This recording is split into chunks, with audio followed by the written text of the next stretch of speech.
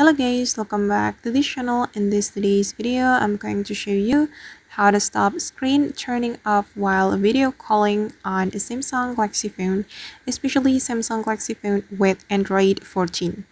Okay, let's get started. First of all, we can open our settings application, and after we have our settings application opened, we have to go to the display setting. Okay, in this display setting, we have to select the screen timeout setting. This one, click on the setting, and here you have to activate the keep screen on while viewing.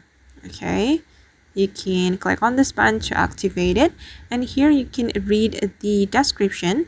Keep the screen on while you're looking at it, using the front camera to detect your face. And after you activate this feature, your screen won't be turned off while you are doing a video call on your Samsung Galaxy phone.